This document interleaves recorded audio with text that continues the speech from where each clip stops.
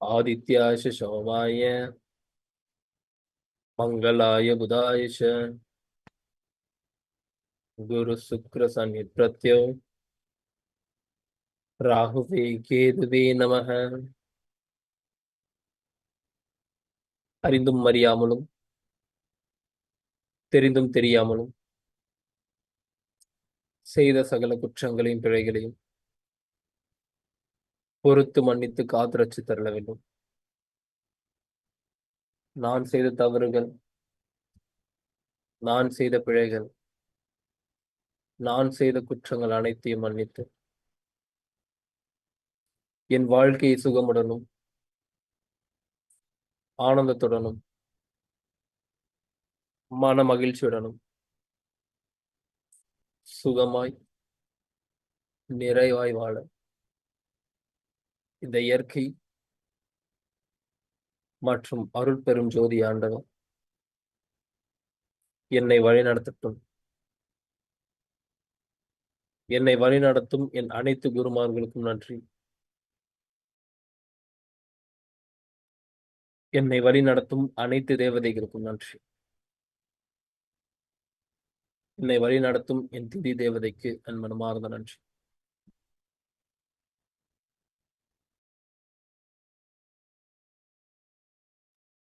நாளின் செய்யும் இணைதான் என் செய்யும், என்னை நாடி வந்த கோளின் செய்யும், கொடுங்கூற்று என் செய்யும், குமரேசர் இரு தாளும் சிலம்பும் சதங்கையும் தந்தையும் சண்முகமும் தோளும் கடம்பும் எனக்கு முன்னே வந்து தோன்றுகிறது. அருட்பெரும் ஜோதி, அருட்பெரும் ஜோதி, தனிப்பெரும் கருணை, அருட்பெரும் ஜோதி. எல்லா உயிர்களும் இன்புற்று வாழ்க. வள்ளல் மலரடி வாழ்க வாழ்க. குருவே சரணம், குருவே சரணம், குருவே சரணம்.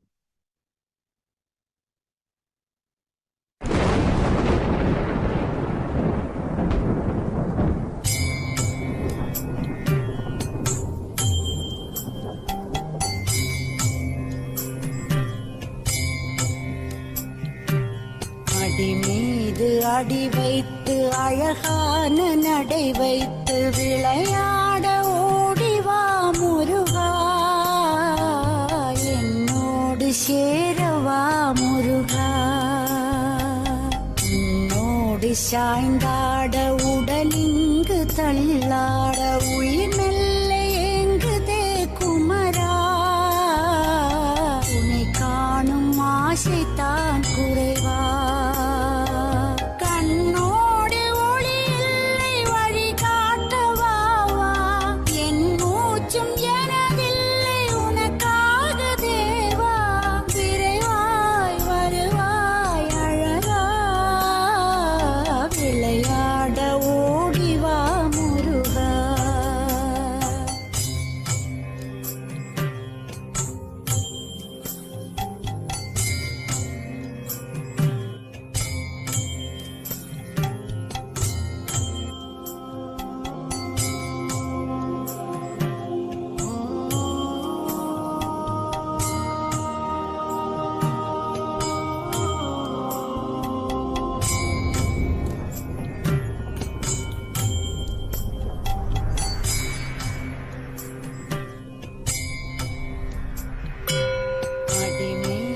அடி வைத்து அழகான நடை வைத்து விளையாட ஓடிவா முருகா,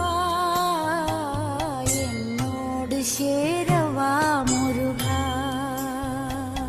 உன்னோடு சாய்ந்தாட உடலிங்கு தள்ளாட உயிர் மெல்ல ஏங்குதே குமரா. உன்னை காணும் ஆசைத்தான் குறைவா.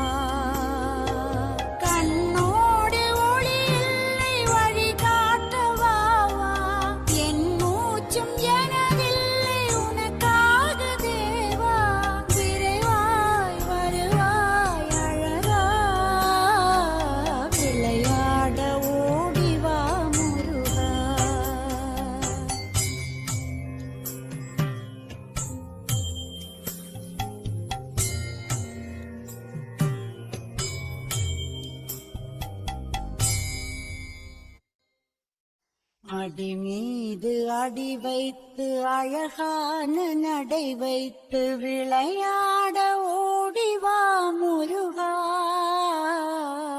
என்னோடு சேரவா முருகா. உன்னோடு சாய்ந்தாட உடலிங்கு தள்ளாட உயிர் மெல்ல ஏங்குதே குமரா, உன்னை காணும் ஆசைத்தான் குறைவா. கண்ணோடு ஒளியில்லை வழி காட்டவாவா, என் மூச்சும் எனதில்லை உனக்காக தேவா. விரைவாய் வருவாய் அழகா, விளையாட ஓடிவா முருகா, விளையாட ஓடிவா முருகா.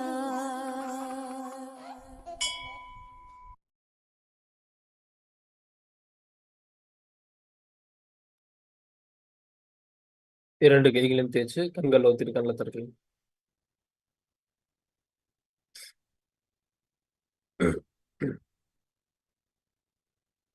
கேமரா ஆன் பண்ணிக்கலாம்.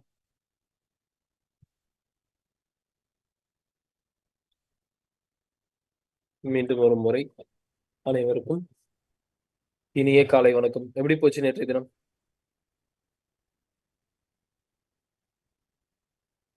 நேற்று எனக்குன்னா ஒரு ஒரு ஒரு வித்தியாசமான நாளா இருந்துச்சு தம்பி. ஏன்னா நான் தியானம் பண்ணிட்டு அந்த இருக்கும்போது நான் சொன்னேன், அன்னைக்கு நீங்க சொன்னது எனக்கு அந்த ஓடிக்கிட்டே இருந்துச்சு. ஆனா அது மூலம் எனக்கு இந்த இடம் சரியான வலி வந்து அந்த தலைவலி அன்னைக்கு ஃபுல்லா இருந்துச்சு. எனக்கு அந்த நாள் நேற்று வேலை கூட செய்ய இல்லை. நான் ஹஸ்பண்ட சொல்லிட்டு நான் படுக்க போயிட்டேன், நீ டிஸ்டர்ப் பண்ணாங்க அப்படின்னு. என்ன காரணம்னா உதாரணம் 2 சொல்லிடுறேன். அந்த ரஜினியோட படம் இருக்கு, அவர் ஜெயில இருந்து கதவை திறந்து வெளியே காலடி எடுத்து வைப்பாரு. சீன் தெரியும், ஞாபகம்? ஒரு படம் ஒண்ணு இருக்கு, அவரோட மனிதன் என்னமோ ஜெயில இருந்துட்டு காலடி கதவை திறந்து அப்படி ஒரு விஷயம். என்னன்னா நேத்து எனக்கு வந்து இவ்வளவு நாள் எனக்குள்ள ஒரு இருண்ட ஒரு தன்மை இருந்துச்சு. அதனால என்னால் வெளியே வர முடியல. ஏன்னா அது அந்த தாக்கம் வந்து எனக்கு டிப்ரெஷன் ஆகி எனக்கு தலை சுத்து, குளிக்க போறது கூட எனக்கு பயமா இருக்கு. எந்த நேரம் விழுவேன்னு எனக்கு தெரியாது. அப்படி ஒரு சிச்சுவேஷன். அந்த அந்த அந்த டிப்ரெஷன் வந்து அந்த வார்த்தைகளா எனக்கு பிடிக்காத, அதாவது எனக்கிட்ட இல்லாத அது ஒரு வார்த்தையா வெளிவர தோங்கிடுச்சு. நான் அப்படி பேசுறதெல்லாம் இல்ல, என் பிஹேவியர் மாற தோங்கிருச்சு, பேச்சு மாற தோங்கிருச்சு. அந்த என்னை எப்போதுமே தனிமைப்படுத்தி கொள்ளணுங்கிற சூழ்நிலையில தான் நான் இருந்தேன். அப்படி ஒரு சிச்சுவேஷன். ஆனா எனக்குள்ள மெடிடேஷன் பண்ணும் போது அந்த உள்ளுக்குள்ள ஏதோ ஒண்ணு குமுறி அழுப்போம், யாராவது இதை வெளியெடுத்து விட்டுற மாட்டாங்களா அப்படிங்கிற ஒரு ஃபீலிங் ஒண்ணு இருக்கும். நேத்து வந்து அது உங்களுக்கு கோடான கோடி நன்றிகள். ஏன்னா நேத்து அந்த சந்தர்ப்பம் எனக்கு ஏற்பட்டுச்சு. அதுல இருந்து எனக்கு வெளியே வர்றதுக்கு அது நான் கதைச்சேனால நீண்ட தூரம் போயிடும். அந்த விஷயத்த எனக்கு சொல்லணும்னு தோணுச்சு. ஏன்னா நேத்து எனக்கு அது ஒரு என்னமோ வெடிச்சுக்கிட்டு அந்த நான் வெளியே வந்த மாதிரி ஒரு ஒரு எனக்கு உணர்வு ஒண்ணு. அதே நேரம் அந்த இன்னொரு படம் இருக்கு, ஜெயம் ரவிட படத்துல அந்த அவர் அந்த இருக்கிறவங்கள்ட்ட இருந்து அந்த எடுத்து அந்த ஆர்ஃபனேஜுக்கு செய்வாரு, ஞாபகம் இருக்காது? எனக்கு தெரியல. அவர் ஒரு படம் ஒண்ணு இருக்கு. அப்ப அவர் வந்து அந்த இதுல வந்து சட்டிஸ் ஆக மாட்டாரு குடுக்கறதுல.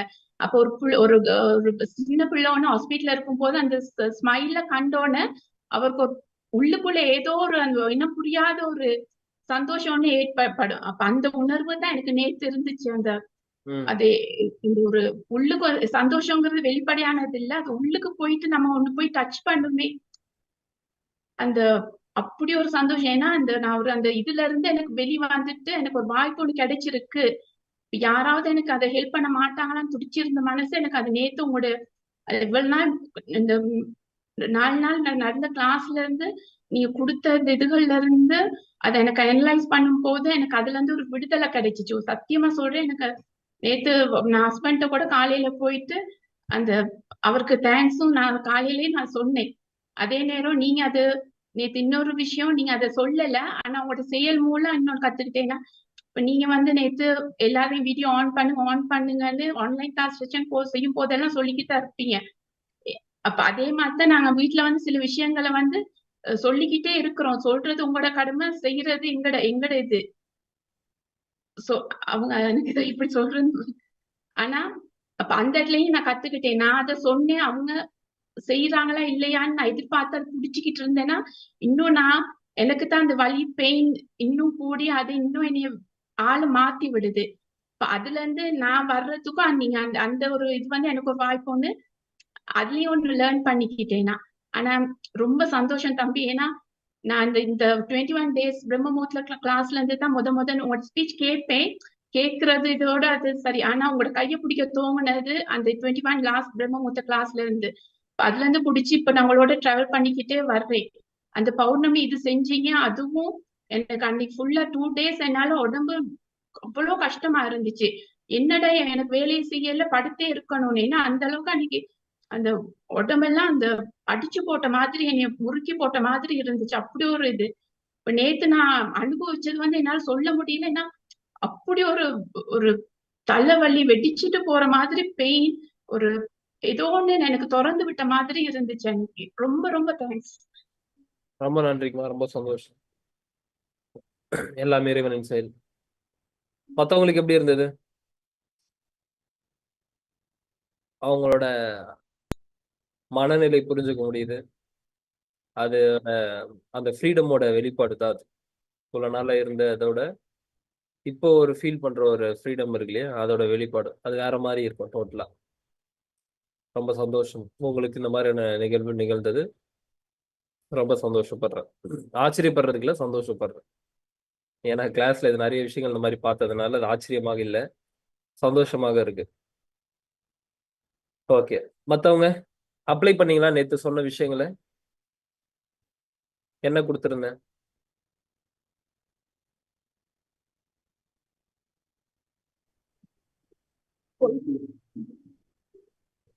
எத்தனை இடத்துல கொடுக்க முடியுதுன்னு பாருங்க அப்படின்னு சொல்லி சொன்னேன். எத்தனை இடத்துல கொடுக்க முடிஞ்சுச்சு டைப் பண்ணுங்க. எத்தனை இடத்துல கொடுக்க முடிந்தது? எத்தனை இடத்துல இறைவன் கொடுக்க சொல்லி சொன்னாரு? எத்தனை இடத்துல கொடுத்தீங்க?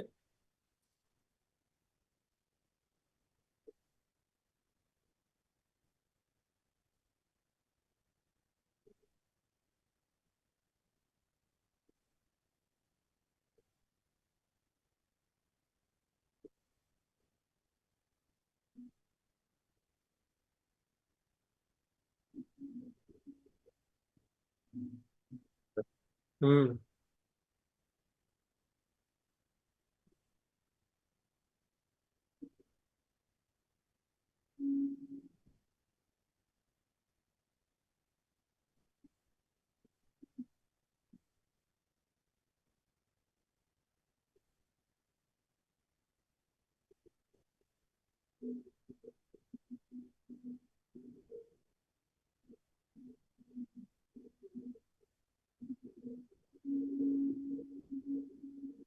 சூப்பர்.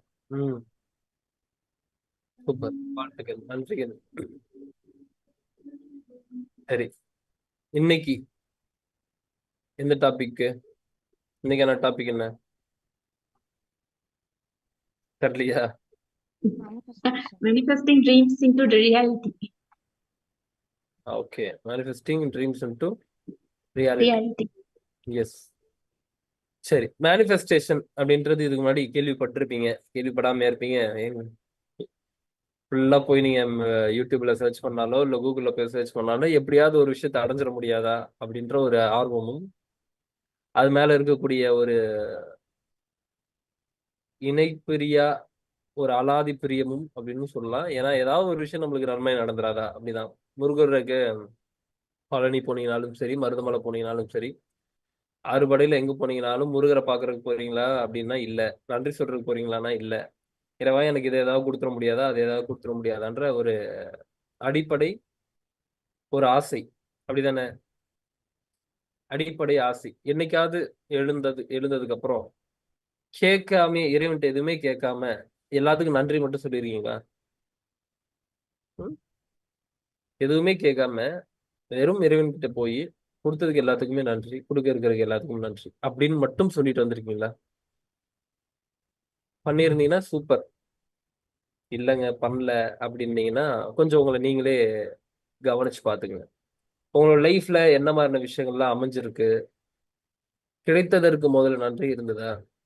கிடைத்ததற்கு முதல்ல நன்றி இருந்ததா? இல்ல இன்னும் ஏதோ ஒண்ணு குடுக்கலன்றதுக்காகவே ஓடிட்டு இருக்குமா அப்படின்னு நல்லா கவனிச்சு பார்த்தா ஒரு விஷயம்தான். இன்னும் கிடைக்கலன்றதுக்காகவே தான் ஓடிட்டு இருப்போமே தவிர கிடைத்ததற்கு நன்றி இருக்காது. இறைவன் கிட்ட போய் இறைவா நீ இதெல்லாம் எனக்கு கொடுத்துருக்க அப்படின்னு சொல்லி என்னைக்குமே நம்ம சொன்னது கிடையாது. ஆனா லைஃப்ல உங்களுக்கு அவ்வளவு விஷயங்கள் நடந்திருக்கும், அவ்வளவு கொடுத்துருப்பாரு. இப்படிதானே? நன்றி சொல்லியிருக்கீங்களா? எப்ப நன்றி சொல்றீங்களோ பெரிய சீக்ரெட். எப்போ ஆத்மார்த்தமாக கிடைத்த ஒரு விஷயத்திற்கு நன்றி சொல்றீங்களோ மீண்டும் அது உங்களோட வாழ்க்கையில கிடைக்கும். நான் ரொம்ப நிம்மதியா இருக்கேன், நான் ரொம்ப சந்தோஷமா இருக்கேன், என்னோட வாழ்க்கையில ரொம்ப நிறைவா இருக்கேன் அப்படின்னு சொல்லி இறைவா ரொம்ப நன்றி அப்படின்னு சொல்லி நீங்க போய் சொன்னீங்கன்னா மீண்டும் அது உங்களோட வாழ்க்கையில ஏற்படும். ஏன்னா எந்த ஒரு விஷயம் நீங்க இந்த இயற்கை கொடுக்குதோ அதற்கு நன்றியாக நீங்க இருக்க இருக்க இருக்க மேன்மேலும் அது பல மடங்கு அதிகரிக்க ஆரம்பிக்கும். சிம்பிளா இதை புரிஞ்சுக்கலாம். இந்த பிரபஞ்சத்தை உங்களோட நார்மலான வாழ்க்கைக்குள்ள ஒப்பிட்டுக்கலாம். ஒரு நார்மலான மனிதனையாகவே நீங்க அந்த பிரபஞ்சத்தை பார்க்கலாம். இப்போ நீங்க ஒரு பொருள் ஒண்ணு குடுக்குறீங்க. திருமாறனுக்கு பிடிக்கும்னு சொல்லி ஒரு பொருள் ஒண்ணு குடுக்குறீங்க. குடுக்கும்போது, ஆ அப்படின்னு சொல்லி நான் வாங்கி நன்றியே சொல்லல. அப்படி வச்சுடுறேன். அடுத்த வாட்டி எனக்கு செய்யணும்னு தோணுமா உங்களுக்கு? மேபி 2 வாட்டி வாங்கி குடுப்பீங்க. 2 வாட்டியும் நான் எதுவுமே பண்ணல. ஓகேங்க. தேங்க்ஸ், தேங்க்ஸ், தேங்க்ஸ் அப்படின்னு மட்டும் சொல்லி தேங்க்ஸ் சொல்லிட்டேன். ஒரு 3 வாட்டி தேங்க்ஸ் சொல்லிட்டேன். வாங்கி இப்படி வச்சுட்டேன். எப்படி இருக்கு இப்போ உங்களுக்கு? சரி. வீட்ல மனைவி கணவனுக்கு சமைச்சு போடுறீங்க. இல்ல தம்பி அதெல்லாம் ஹோட்டல் தான்றீங்களா? ஸ்விக்கி, ஜொமேட்டோ வேற என்ன ஆப் இருக்கோ அதான்றீங்களா? சரி ஏதோ ஒரு வகையில சமைச்சு போடுறீங்கன்னு வச்சுப்போம். போடலனாலும் அப்படி கற்பனை பண்ணிக்கிங்க. சமைச்சு போடுறீங்க. சமைச்சு போடும்போது கணவன் வந்து, ஆ நல்லா இருக்கு. இல்ல அது கூட சொல்லாம அப்படியே சாப்பிட்டுட்டு அப்படியே எந்திரிச்சு போனா எவ்வளவு பேர் கடுப்பாகும் உங்களுக்கு? என்னடா இவ்வளவு நேரம் உட்காந்து சமைச்சிருக்கோம், நல்லா இருக்கா இல்லையா, ஒரு நன்றியோ இல்ல நன்றி கூட வேண்டாம், நல்லா இருக்குன்னு ஒரு பாராட்டுனா போதும். தோணுமா தோணாதா? ஹானஸ்டா சொல்லுங்க. தோணுமா தோணாதா? தோணுது. அப்போ நீங்க இவ்வளவு பெரிய ஒரு விஷயத்த கொடுக்காம வெறும் சமையல் மட்டும் கொடுத்ததுக்கே இது எனக்கு பாராட்டணும், இதுக்கு வந்து எனக்கு அங்கீகாரம் கொடுக்கணும்னு சொல்லி நீங்க நினைக்கிறீங்க. இந்த பிரபஞ்சம் உங்களோட வாழ்க்கையில இவ்வளவு பெரிய ஒரு விஷயத்த கொடுக்குது, இவ்வளவு பெரிய ஒரு வாழ்க்கையை உங்களுக்கு அமைச்சு கொடுத்துருக்கு அப்படின்னும் போது என்னைக்காவது போய் ரிட்டர்ன் அதுகிட்ட நன்றி சொல்லியிருக்கீங்களா? இப்போ எப்படி உங்க கணவர் வந்து உங்களோட வீட்ல யாராவது ஒருத்தவங்க வந்து நீங்க செய்த ஒரு விஷயத்திற்கு பாராட்டுறாங்களோ, நீ எனக்கு சாம்பார் வச்சு குடுத்தியா ரொம்ப சந்தோஷமா இருக்கு, ரொம்ப நன்றி, சூப்பரா இருந்தது, வேற லெவல்ல இருந்தது, எப்படி இப்படி வைக்க கத்துக்கிட்டேன்னு ஒரு 4, 5 வார்த்தையை அவர் சேர்த்து போட்டாருன்னா உங்களுக்கு கை கால் வலி எந்த வலி இருந்தாலும் தலைவலி எது இருந்தாலும் விட்டுருவீங்க.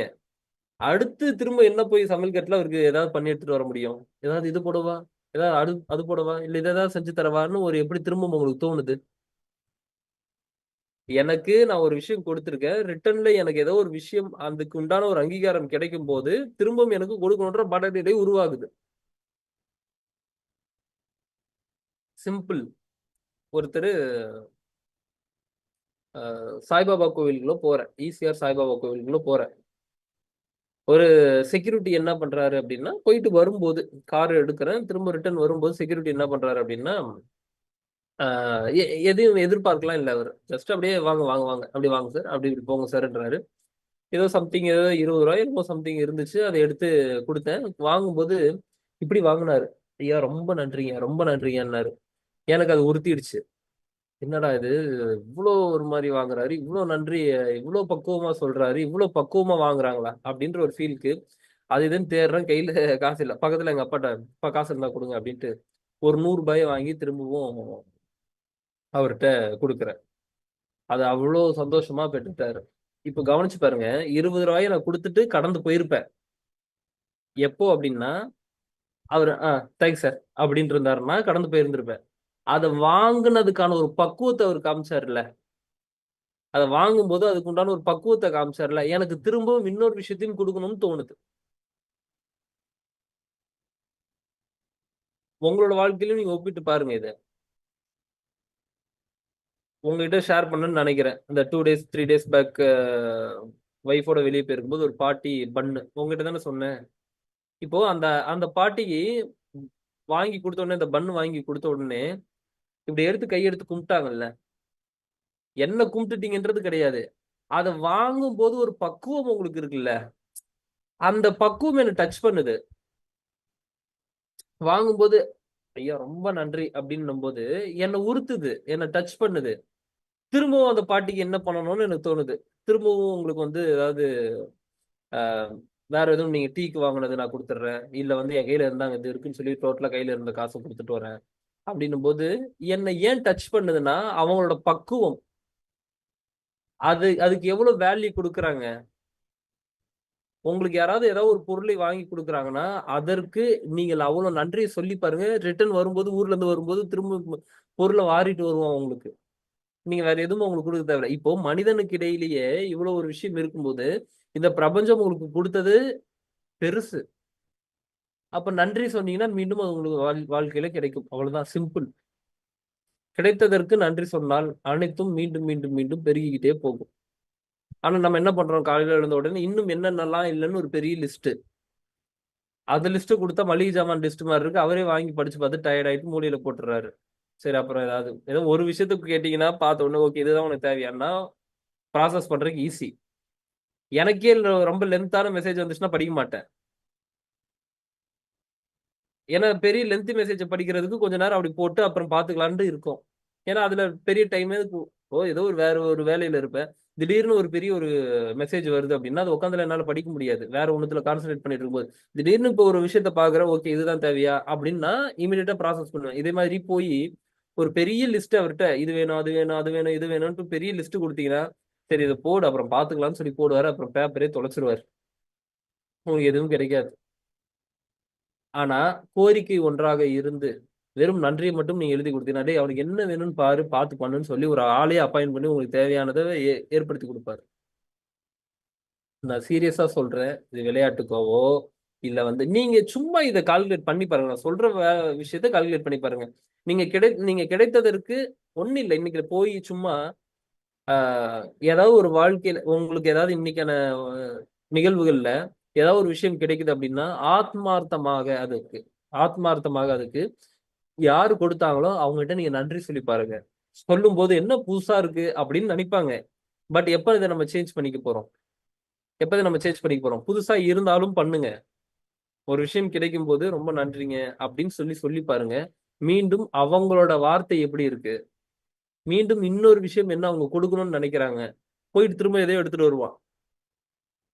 இந்தாங்க இத சாப்பிட்டு பாருங்க அப்படின்னுவான். எதோட வெளிப்பாடுன்னா, நீங்க இங்க சொன்னதோட வெளிப்பாடு தான். ஒண்ணும் இல்ல ஹோட்டல்ல எடுத்துட்டு வந்து சாப்பாடு வைக்கிறாங்க.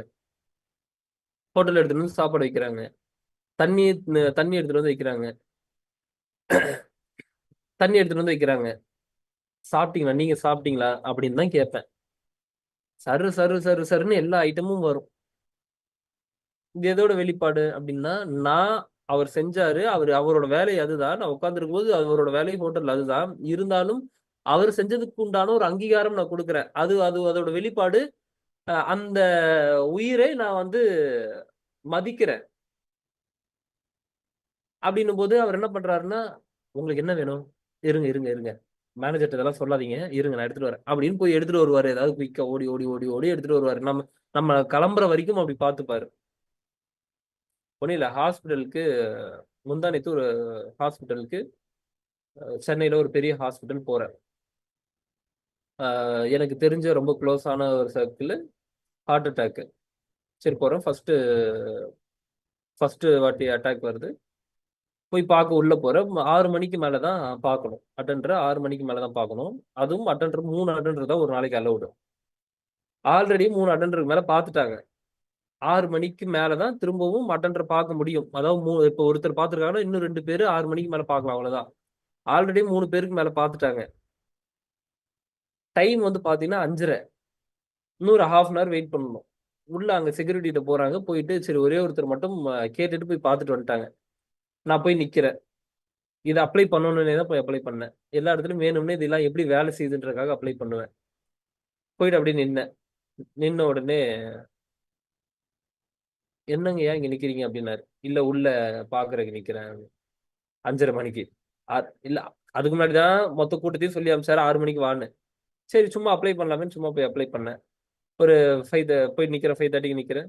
என்ன உள்ள அவர் பார்க்கணும். எந்த பேஷண்ட் அப்படின்னா கார்த்தின்ற பேஷண்ட். 2 நிமிஷம் தான் டைம். அவருக்கு என்னன்னு தோணுது பட்டுன்னு உள்ள அனுப்பணும்னு தோணுன்னு 2 நிமிஷம் தான் டைம். போறீங்க, பாக்குறீங்க, வரீங்க. வேற எதுவும் பெருசா பேசக்கூடாது. என்னை வேலையை விட்டு தூக்கிடுவாங்க அப்படி இப்படின்னாரு. போனேன், பார்த்தேன், திரும்ப வந்தேன். வந்ததுக்கப்புறம் எதுவும் சொல்ல, கையெடுத்து கும்பிட்டு ரொம்ப நன்றிங்க, ரொம்ப சந்தோஷம் அப்படின்னு அவ்வளவுதான். ஐயா இங்க வாங்க. எங்க இருந்து வரீங்க அப்படின்னாரு. இந்த மாதிரி இங்க இருந்து தான் வரேன். சென்னையில தான் இருக்கேன். ஊரு உங்க சொந்த ஊரு அப்படின்னாரு. மதுரை அப்படின்னு. ஓ சரிங்க சரிங்க. என்ன பண்றீங்க நீங்க அப்படின்னாரு. என்னங்க அப்படியே ஐடியா அப்படின்னாரு. ஐடிலாம் இல்ல சும்மா மீடியா ஃபீல்டு அந்த மாதிரி அப்படின்னு. ஓ சரி சரி. உள்ள இருக்கிறவர் அவரும் மீடியா ஃபீல்டு. ஓகே சரி. இன்னும் உங்க கூட எத்தனை பேர் வந்திருக்காங்க அப்படின்னாரு. இன்னும் என் கூட ஒரு 3 பேர் இருக்கிறாங்க. இன்னும் 3 பேர் பார்க்கணுமா அப்படின்னாரு. ஆமா 3 பேர் பார்க்கணும். சரி என்ன பண்றீங்க போயிட்டு ஒருத்தரையா அனுப்பி விடுங்க அப்படின்னாரு. சரி ஓகே ஒருத்தர் அனுப்பி விடுன்னு சொல்லிட்டு அப்புறம் கீழே போயிட்டு வந்தேன். பாருங்க போயிட்டு உள்ள இருந்து வெளியே வரும்போது சரிங்க அப்படின்ட்டு வர்றதுக்கும் கையெடுத்து ரொம்ப நன்றிங்க அப்படின்னு சொல்லிட்டு வர்றதுக்கும் பெரிய டிஃபரன்ஸ் இருக்கு. அவரை எதை திரும்பவும் இன்னொரு விஷயத்த கொடுக்கணும்னு வச்சது அப்படின்னா நான் கையெடுத்து கும்பிட்டதுதான். இதைத்தான் சொல்றேன் நான். உங்களோட லைஃப்ல ஒரு இடத்துலயுமே எந்தெந்த இடத்துல எது பொருந்துமோ அதை நீங்க அப்ளை பண்ணணும். இதை நீங்க சும்மா உண்மையாவே உங்களுக்கு அங்க நன்றி கூட வர தேவையில்லை. ஆனா செயல்ல காட்டி பாருங்க அது உண்மையாக மாற ஆரம்பிக்கும். நீங்க நடிக்காது உண்மையாக மாற ஆரம்பிக்கும். நீங்க சும்மா ஒரு 4 வாட்டி நன்றின்னு சொல்லும் போது உண்மையாவே அது நன்றியாக ஒரு கட்டத்துக்கு மேல ஆத்மார்த்தமாக மாறும். இன்னைக்கு என்ன பண்றோம் அப்படின்னா இப்படி கொடுத்த உடனே தேங்க்ஸ்ன்னு ஏதோ நம்மளையே அறியாம ஒரு விஷயத்த சொல்றோம். இது இது வேலை செய்யாது. இப்ப நீங்க கொடுத்த உடனே தேங்க்ஸ்ரா அப்படின்னு வாங்கி போட்டோன்னா ஏதோ ஒண்ணுதான் நடந்திருக்கு தவிர அந்த இடத்துல வந்து ஒரு ப்ராசஸ் நடக்கல. ஆத்மார்த்தமான ஒரு ப்ராசஸ் நடக்கல. உண்மையாவே நீங்க கொடுத்த ஒரு பொருளை என்ஜாய் பண்ணி வாவ் செம்மையா இருக்கு அப்படின்னு நான் வாங்கி வச்சேன்னா இங்க ஒரு ப்ராசஸ் நடந்திருக்கு. ரொம்ப நன்றிங்க. எவ்வளவு பெரிய விஷயத்த எனக்கு கொடுத்துருக்கீங்க தெரியுமா அப்படின்னா இங்க ஒரு ப்ராசஸ் நடந்திருக்கு. அதைத்தான் நான் உங்ககிட்ட சொல்றேன். இயற்கையிடம் இருந்து ஒரு விஷயத்தை நீங்க பெறணும், ஒரு விஷயத்தை மேனிஃபெஸ்ட் பண்ணணும் அப்படின்னா ரொம்ப சிம்பிளான ஒரு விஷயம் தான். நன்றி சொன்னீங்கன்னா போதும். இதுக்கு நடுவுல நிறைய விஷயங்கள் இருக்கு. என் வாழ்க்கையில எல்லா விஷயங்களும் நான் எதை நினைத்தனோ அதை நான் இங்க மேனிஃபெஸ்ட் பண்ணியிருக்கேன் என் லைஃப்ல. நீங்களும் அந்த விஷயத்தை மேனிஃபெஸ்ட் பண்ணிருக்கீங்க. இந்த ஆபீஸ் இப்ப இருக்கக்கூடிய ஆபீஸ நான் நினைச்சேன் மேனிஃபெஸ்ட் ஆயிருக்கு. ஒரு வாழ்க்கையில எல்லாமே இப்ப வரைக்கும் நான் என்னென்னலாம் பார்க்கணும்னு நினைச்சேனோ அது எல்லாமே முன்னாடியே இப்படி நடந்தா நல்லா இருக்கும்னு நினைச்ச ஒரு விஷயம் தான். ஆல்ரெடி நான் கிளாஸ்ல நிறைய விஷயத்த இதை பத்தி ஷேர் பண்ணியிருக்கேன். யாருமே இல்ல கேமரா ஆன் பண்ணுவேன், பேசுவேன். இப்போ ஃபர்ஸ்ட்ல கேமரா ஆன் பண்ணுவேன், பேசுவேன். அது ஒரு காடு மாதிரியான ஒரு இடத்துக்குள்ள போயிடுவேன். கேமரா ஆன் பண்ணிட்டு அப்படியே இப்படி யோசிச்சுட்டு என்ன பண்ணுவேன்னா முன்னாடி எல்லாம் ஆட்கள்லாம் இருக்கிற மாதிரி ஒரு ஃபீல் எனக்கு. இது பண்ணிட்டு ஒரு காலேஜ் போனா ஸ்கூல் போனா ஒரு கெஸ்ட் லெக்சரரா போனா எப்படி இருக்கும் ஒரு அஹ், என்ன சொல்றது ஒரு கெஸ்டா போனா எப்படி இருக்கும் அப்படின்னு சொல்லி நான் இது பண்ணிட்டு போய் என்ன பேசுவேன் அப்படின்னு சொல்லி முன்னாடி எல்லாத்தையும் பேசி பார்த்திருக்கேன். அப்படியே எல்லாம் கீழெல்லாம் எல்லா பசங்களாம் இருக்கிற மாதிரி நான் ஏதோ பெரிய ஒரு கெஸ்ட் மாதிரி என்னை எப்படி வரவேற்கிற மாதிரி இது எல்லாத்தையும் திங்க் பண்ணி பார்த்துட்டு கடந்திருக்கேன். அதை அப்படியே விட்டுட்டேன். நீங்க சொன்னா நம்ப மாட்டீங்க. எப்படி நான் கற்பனை பண்ணணும் அதே மாதிரியே மேடை ஏறுறதுக்கான ஒரு வாய்ப்பு இருந்தது. குருநானக் காலேஜ்ல சீஃப் கெஸ்டா கூப்பிடுறாங்க. போறேன். ஃபுல்லா பொண்ணுங்க தான். ஆஹ் அதிகமா பொண்ணுங்க தான். ஃபுல்லா பொண்ணுங்க தான். உபதேசிக்கிறதுக்காக கூப்பிடுறாங்க. ஒரு 3 மணி நேரம் 4 மணி நேரம் இடைவிடாது பேசணும். அங்க போய் அவங்களுக்கு ஸ்பிரிச்சுவலா இல்ல மோட்டிவேஷன் ரிலேட்டடா கலந்து பேசணும். இப்ப பாருங்க என் லைஃப்ல என்ன ஒரு விஷயத்த வேணும்னு நான் நினைச்சனோ எந்த ஒரு விஷயத்த நான் வந்து ஜஸ்ட் விஷுவல் பண்ணிட்டு அதை விட்டனோ என் வாழ்க்கையில அது நடந்திருக்கு. என்னோட ஃபேம் எனக்கு இப்படிப்பட்ட ஒரு ஃபேம் வேணும் அப்படின்னு நான் நினைச்சதும் முன்னாடி வேற ஒரு ரிலேட்டடா நினைச்சேன். பட் அது வேற ஒரு வகையில ஃபேம் கொண்டு வந்திருக்கு. ஆனா வாழ்க்கையில ஃபேம் வேணும்னு நினைச்சேன் ஃபேமும் உருவாக்கியிருக்கு. என் கூட யாராவது ஒரு 4 பேர் போட்டோ எடுக்க மாட்டாங்கன்னா நான் அப்போ ஒரு அல்ப ஆசை இருக்கும் முன்னாடி அங்க காலேஜ் படிக்கும் போது. என்னன்னா நானும் வந்து இதுல தெரியணும் மீடியா ஃபீல்ட்ல தெரியணும் அப்படின்னும் போது அங்க ஒரு அந்த ஆசை ஏற்பட்டது. ஆனா அந்த ஆசை இப்ப நிகழுது. வெளியே பார்த்தா கண்டுபிடிச்சிருவாங்க. அன்னைக்கு கேரளா போகும்போது அங்க கண்டுபிடிச்சிட்டாங்க. அப்புறம் அவங்க வந்துட்டு அவங்க ஃபேமிலி எல்லாம் பேசிட்டு அதுக்கப்புறம் போனாங்க. அதே மாதிரி வந்து பாத்தீங்கன்னா பீச்சுக்கு போகும்போது அங்க ஒரு ஃபேமிலி டோட்டலா ஓடி வந்தாங்க. பார்த்தா தெரியவே தெரியாது. கடலூர் போய் சும்மா உட்காந்து பீச்ல உட்காந்து காத்து வாங்கிட்டு இருந்தோம். பார்த்தா அங்க ஒருத்தவங்க வந்து இது பண்ணிட்டு போறாங்க. ஸோ இது எல்லாமே முன்னாடி வாழ்க்கையில எப்பயோ நினைச்ச ஒரு விஷயம் தான். அப்போ மேனிஃபெஸ்டேஷன் வேலை செய்யுதான்னா எஸ் வேலை செய்யுது. நீங்க அதை எப்படி ப்ராசஸ் பண்றீங்க அவ்வளவுதான். எல்லாருக்குமே இங்க வேலை செஞ்சுட்டு தான் இருக்கு. இங்க வேலை செய்யாமலாம் கிடையாது. நீங்க நினைச்சு பாருங்க. நீங்க இந்த மாதிரியான ஒரு வேலைக்கு போகணும் அப்படின்றதோட ஒரு அடிப்படையில தான் இந்த மாதிரியான ஒரு கோர்ஸை சூஸ் பண்ணியிருப்பீங்க காலேஜ்ல. அதுக்கப்புறம் நீங்க அந்த வேலைக்கு போயிருப்பீங்க. இது ஒரு ப்ராசஸா உங்களுக்கு தெரியுதா? இதுதான் நம்ம மேனிஃபெஸ்டேஷன் சொல்லிக்கிறோம். அப்போ நான் இந்த கோர்ஸ் முடிச்சேன்னா நான் இந்த மாதிரியான ஒரு வேலைக்கு போவேன்னு ஆல்ரெடி நீங்க யோசிச்சதை தான் இங்க நீங்க எக்ஸிக்யூட் பண்ணிருக்கீங்க. புரியுதா? அப்போ உங்களோட ரியாலிட்டியில இந்த மேனிஃபெஸ்டேஷன் ஒர்க் ஆகணும் அப்படின்னா ரொம்ப சிம்பிளான ஒரு விஷயம் தான். ரொம்ப சிம்பிளான ஒரு விஷயம். சின்ன சின்ன விஷயங்களே நம்ம கடைபிடிக்கிறோம். என்ன அப்படின்னா ஃபர்ஸ்ட் விஷயம் உங்களோட ட்ரீம்ல நீங்க வந்து கிளாரிட்டியா இருக்கணும். எனக்கு இது வேணும் அப்படின்றதுல வந்து நீங்க கிளாரிட்டியா இருக்கணும். உங்களோட ஸ்பெசிபிக்கான கோல் என்ன? அந்த கோல விஷுவல் பண்ணணும். எப்படி விஷுவல் பண்றது? அது வந்து ஆல்ரெடி நடந்த மாதிரி நீங்க விஷுவல் பண்ணணும். நான் நினைச்சேன்னு சொன்னோம் இல்லையா? இந்த மாதிரிலாம் வந்து அப்படியே நான் மேடை ஏறுறேன். ஏறும்போது அப்படியே எல்லாம் கை தட்டுறாங்க. எல்லாருக்கும் ஒரு வணக்கம் சொல்லிட்டு திரும்ப நான் ஸ்டார்ட் பண்றேன். இது எல்லாமே நடந்த மாதிரி நாங்க வந்து விஷுவல் பண்றேன். ஆக்சுவலி இது வந்து விஷுவலைசேஷனே தெரியாம ஏதோ பண்ணணும்னு தோணுச்சு. அப்போ பண்ணிட்டு இருந்தேன். அதுக்கு பின்னாடி நீங்க என்ன செட் பண்ணணும் அப்படின்னா, ஒரு ஒரு கோல் செட் பண்றீங்க அப்படின்னா, அந்த கோலுக்கு பின்னாடி உங்களோட இன்டென்ஷன் என்ன? இப்போ நான் வந்து ஒரு 100 பேருக்கு முன்னாடி நான் வந்து இப்படி ஸ்டேஜ் ஏறணும், இப்படி மாதிரியான ஒரு விஷயம் பண்ணணும் அப்படின்றது என்னோட ஒரு கோல். இந்த மாதிரியான ஒரு செட் ஆஃப் ஃபாலோவர்ஸ் இருக்கணும் அப்படின்றது என்னோட கோல்னா, இந்த கோலுக்கு பின்னாடி உங்களோட இன்டென்ஷன் என்ன? அது ரொம்ப இம்பார்ட்டன்ட். இப்ப இந்த இந்த மாதிரி வந்தாங்கன்னா இத்தனை பேருக்கு என்னால உபதேசிக்க முடியும், இத்தனை பேரோட லைஃபை நான் சேஞ்ச் பண்ண முடியும் அப்படின்னு இருக்குன்னா அது என்னோட இன்டென்ஷன். அப்போ ஒரு ஒரு கோலுக்கு பின்னாடி உங்களோட இன்டென்ஷன் என்னன்னு சொல்லி நீங்க அதை எழுதணும். கண்டிப்பா எழுதணும். ஏன்னா உங்களோட இன்டென்ஷன் என்னன்றதுதான் அங்க ஒரு விஷயமே. அந்த இன்டென்ஷன் தான் உங்களுக்கு இங்க வந்து மேனிஃபெஸ்ட் பண்ணியே கொடுக்க போகுது. அப்போ இது நீங்க என்ன பண்ணணும் அப்படின்னா டெய்லி உங்களோட வாழ்க்கையில அதை ஒரு அஃபர்மேஷனா நீங்க சேஞ்ச் பண்ணணும். விஷுவல் பண்ணணும். எழுதணும். ஜேர்னல்ல எழுதணும். நம்மளோட ஆஃபீஸ்ல நீங்க கான்டாக்ட் பண்ணீங்கன்னா கிராட்டிடியூட் ஜேர்னல் இருக்கு. அப்புறம் வந்து பாத்தீங்கன்னா மேனிஃபெஸ்டேஷன் ஜேர்னல் இருக்கு, ப்ரேயர் ஜேர்னல் இருக்கு. கிட்டத்தட்ட 9 டைப்ஸ் ஆஃப் புக்ஸ் இருக்கு. நீங்க கான்டாக்ட் பண்ணி வேணும்னா வாங்கி தினமும் உங்களோட லைஃப்ல இதை எழுதிட்டே வாங்க. பல பேர் அந்த ஒரு புக்கு முடிக்கும் போது அவங்க நினைச்ச ஒரு விஷயத்த அவங்க அடைஞ்சிருக்காங்க. கிட்டத்தட்ட 150 பேஜஸ் இருக்கும்.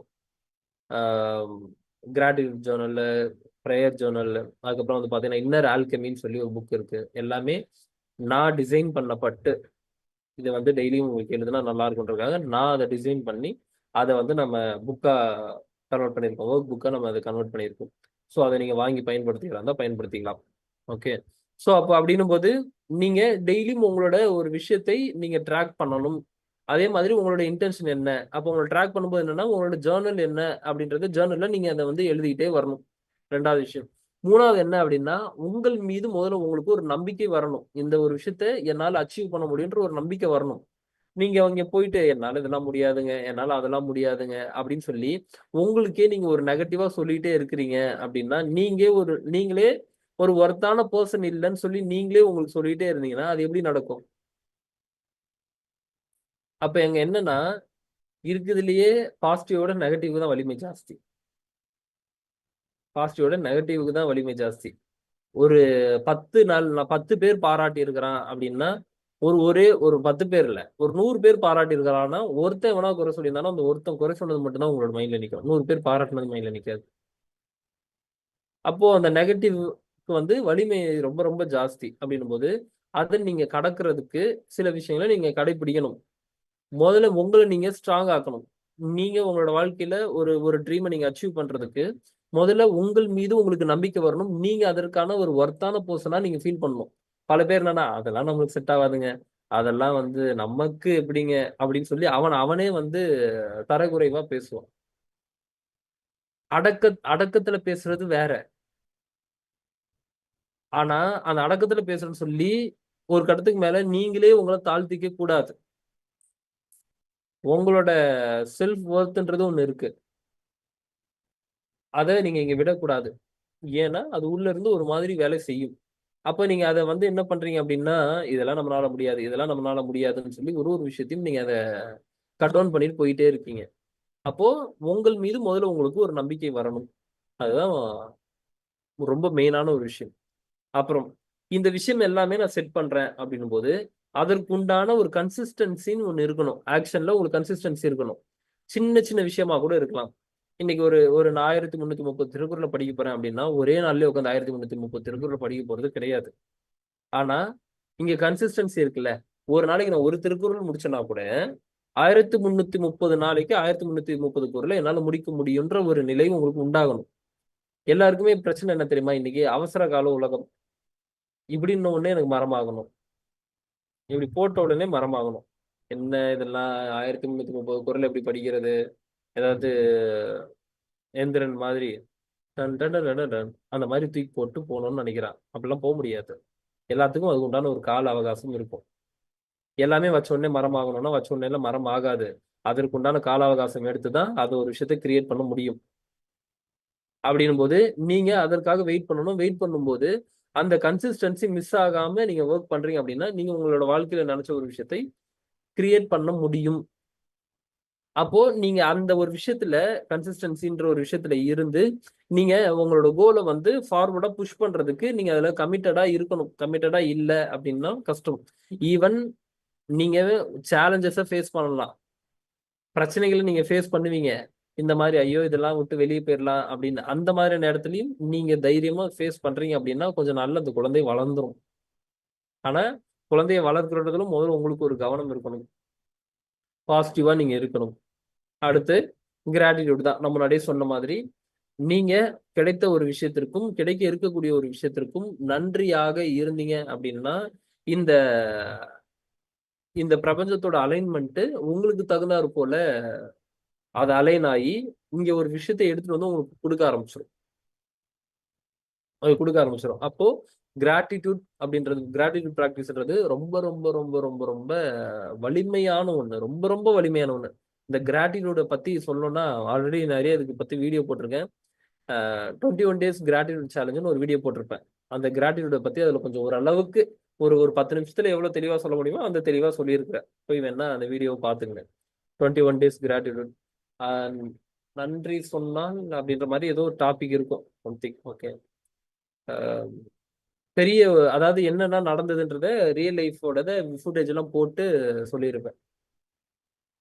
குடுக்கும்போது என்ன நடக்குது அப்படின்ற மாரி அத லைவாவே எடுத்து போட்டிருப்பேன். ஓகே. ஸோ இந்த கிராட்டிட்யூட் அப்படின்றது வந்து சாதாரண விஷயமே இல்ல. சாதாரண விஷயமே இல்ல.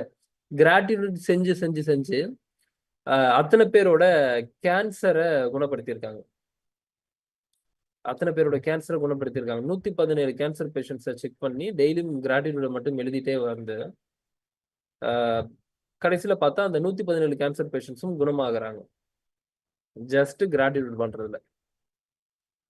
எவ்ளோ வலிமை பாருங்க. எவ்ளோ பெரிய வலிமை பாருங்க. என்னோட லைஃப்ல அம் இது தெரிஞ்சதுக்கு அப்புறம் கண்மூடி ஆத்மார்த்தமா எல்லாத்துக்கும் நன்றி சொன்னேன். என் லைஃபே டோட்டலா சேஞ்ச் ஆச்சு. என் லைஃபே டோட்டலா சேஞ்ச் ஆச்சு. அதே மாதிரி அ காலையில எழுந்து கண்மூடி ஆத்மார்த்தமா எதெதற்கெல்லாம் நான் இங்க நன்றி சொல்லணும்னு யோசிப்பேன். யோசிச்சேன்னா, சொல்றதற்கு நெறைய இருக்கு. சொன்னோம்னா சொல்லிட்டே போலாம். சின்ன சின்ன விஷயத்துக்கு கூட சொல்லிட்டே போலாம். இங்க இருக்க லேப்டாப்புக்கு நன்றி சொல்லலாம். இங்க இருக்கிற ஃபேனுக்கு நன்றி சொல்லலாம். என்னங்க ஃபேனுக்கெல்லாமா நன்றி? கரண்ட் போனதுக்கப்புறம் யோசிச்சு பாருங்க. கரண்ட் போயிடுச்சு உங்கள்ட்ட யூபிஎஸ் இல்ல. ஒரு மாரி வெக்கையா இருக்கு அப்படின்னா, அப்போ ஃபேனோட அரும தெரியும். மொபைல் ஃபோன் இப்போ உங்க கைட்ட இருக்கு. பட்டுன்னு கீழ விழுந்து உடைஞ்சு போச்சு. இப்பயே கீழ விழுந்து உடைஞ்சிருச்சு. டிஸ்ப்ளேவே தெரியல. இப்போ அந்த மொபைல் ஃபோனோட அரும தெரியும். ஆமாவா இல்லையா? சார்ஜ் ஏறல மொபைல் ஃபோன்ல. இவ்ளோ நாள் சார்ஜ் கரெக்ட்டா ஏறிட்டு இருந்தது. மொபைல் ஃபோன்ல சார்ஜ் ஏறல. இப்ப அந்த சார்ஜரோட அருமையும், அந்த சார்ஜ் ஏறக்கூடிய அந்த பாயிண்டோட அருமையும் உங்களுக்கு அப்ப தெரியும். எப்போ உங்களுக்கு தெரியாதுன்னா, டெய்லியும் உங்களோட லைஃப்ல அது கிடைச்சுட்டே இருக்குன்னா, அத பத்தி நம்ம கேரே பண்ண மாட்டோம். உங்களோட உடம்பு சூப்பரா இருக்கு, சுகமா இருக்கு அப்படின்னா இதோட வேல்யூ தெரியாது. ஒரு தலைவலி வந்துட்டு ஜுரம் வந்துட்டதுக்கு அப்புறம் அப்பா எவ்வளோ அவதிப்பட்டேன்டா சாமி, நல்ல வேலை தலைவலி இல்லாம இப்பதான் ஃப்ரீயா இருக்கேன் அப்படின் போது உங்களுக்கு ஒரு சந்தோஷம் ஒண்ணு பிறக்குது இல்ல. அப்ப இப்ப தலைவலி இல்லாம தானே இருக்கீங்க, ஆனா அதோட அருமை தெரியாது. இப்ப ஜுரம் இல்லாம தானே இருக்கீங்க, அதோட அருமை உங்களுக்கு தெரியாது. அப்ப என்னன்னா ஒரு விஷயம் உங்களுக்கு போயிட்டு வரும்போது அதோட அருமை தெரியுது அப்படின்னும் போது டெய்லியுமே அதை திங்க் பண்ணி, நீங்களே அதை திங்க் பண்ணி லைஃப்ல எது எதுக்கெல்லாம் நான் நன்றியாக இருக்கணும்னு எழுதுனீங்கன்னா அது 100% பல 100 மடங்கு அது ரிட்டர்ன்ல உங்களுக்கு வந்து சேர்ந்தே ஆகணும். அது பிரபஞ்சத்தின் விதி. இந்த விதியை தெரிஞ்சுக்கிட்டு அந்த விதி கூட பயணிங்கன்னு சொல்றேன். இவ்வளவுதான் ப்ரோக்ராம்னு தெரிஞ்சிருச்சு, அந்த ப்ரோக்ராம் படி சும்மா இயங்கி பாருங்க அப்படின்ற. அப்போ இந்த கிராட்டின் பண்ண பண்ண பண்ண உங்க லைஃப்ல எல்லாத்தையுமே ஏற்படுத்திக்கிட்டே இருக்கு. அப்புறம் ஒரு ஆப்பர்ச்சுனிட்டியும் மனிதனுக்கு கிரியேட் ஆகிட்டே தான் இருக்கு. ஒரு கணப்பொழுதும் மனிதனுக்கு ஆப்பர்ச்சுனிட்டி கிரியேட் ஆகிட்டு தான் இருக்கு. அந்த ஆப்பர்ச்சுனிட்டியை சரியாக பயன்படுத்திக்கணும். இப்போ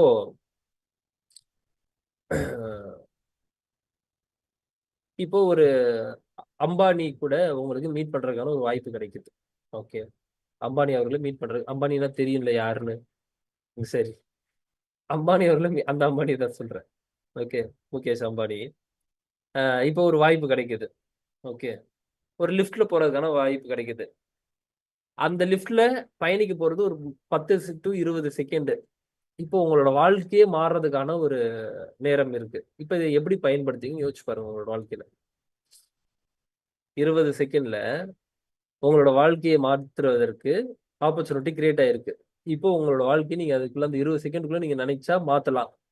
ஏன்னா அம்பானியை நேர்ல போய் சந்திக்கிறது எவ்வளவு பெரிய விஷயம். முதல்ல எத்தனை பேரை நீங்க கடந்து போக வேண்டியது இருக்கும், எத்தனை செக்யூரிட்டி நீங்க கடந்து போக வேண்டியது இருக்கும், எத்தனை விஷயத்த புரோட்டோகால நீங்க கடந்து போக வேண்டியது இருக்கும். ஆனா அப்படிப்பட்ட ஒரு ஆப்பர்ச்சுனிட்டி உங்களுக்கு ஈஸியா அந்த இயற்கை ஏற்படுத்தணும் போது என்ன மாதிரி பிச் பண்ணுவீங்க அம்பானி அவர்கள்ட்ட? இதுக்கு பேர் லிஃப்ட் பிச்சுன்னு சொல்லுவாங்க. அது ஒரு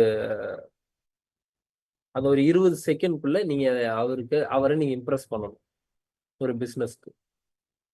அப்ப எப்படி? அப்ப ஆப்பர்ச்சுனிட்டி கிரியேட் ஆகிட்டே இருக்கும். ஒரு இடத்துலயும் ஆப்பர்ச்சுனிட்டி கிரியேட் ஆகிட்டே இருக்கு. அந்த ஆப்பர்ச்சுனிட்டியை நீங்கள் எதை எப்படி பயன்படுத்திக்க போறீங்க? இதுக்கு ஒரு பெஸ்ட் எக்ஸாம்பிளா நான் யாரை சொல்லுவேன் அப்படின்னா சிவகார்த்திகேயன். விஜய் டிவில தன்னோட கெரியரை ஸ்டார்ட் பண்ணி இன்னைக்கு எங்கேயோ போய் நிற்கிறாரு இல்லையா? அப்போ அவர் இங்க கவனிச்சு பாருங்க.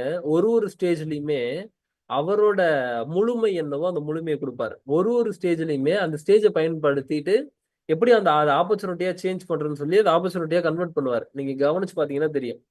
ஒரு ஸ்டேஜ்லயுமே வந்து பெர்ஃபார்மன்ஸ் இருக்கும். சும்மா வராங்க போறாங்க மத்த விஜே மாதிரி பேசிட்டு போறாங்கன்றது இல்ல. மத்தவங்கள மாதிரி இமீடியட்டா இமிட்டேட் பண்ணி காட்டுறது, மத்தவங்கள மாதிரி மிமிக்ரி பண்ணி காட்டுறது, அந்த இடத்துல வந்து ஹியூமர் சென்ஸ்ல போட்டு அவங்கள வந்து திரும்பவும் வந்து கலாய்க்கிறதா இருக்கட்டும், இல்ல அந்த இடத்துல ஏதோ ஒரு விஷயத்த கிரியேட் பண்ணி அதை ஒரு எங்கேஜிங்கா வச்சுக்கிறது தான் அவரோட சக்சஸ். அப்போ அந்த மேடையை கொடுத்துட்டாங்கன்னா அந்த மேடை என்னுடையது. அப்ப அந்த மேடையை நான் எப்படி கரெக்டா பயன்படுத்தினேன்? ஆப்பர்ச்சுனிட்டி. அந்த ஆப்பர்ச்சுனிட்டி தான் நான் எப்படி பயன்படுத்துறேன்? எனக்கும் 24 மணி நேரம் தான், உங்களுக்கு 24 மணி நேரம் தான், அம்பானி அவர்களுக்கும் 24 மணி நேரம் தான். அந்த 24 மணி நேரத்தை அழகா அவர் கன்வெர்ட் பண்ணியிருக்கிறார். நம்மளால கன்வெர்ட் பண்ண முடியலன்னா நான் அதை வேற மாதிரி பயன்படுத்திட்டேன், அவரு அதை வேற மாதிரி பயன்படுத்திட்டாரு. நான் உங்களுக்கு ஃபர்ஸ்ட் டேலயே சொன்னேன் இத.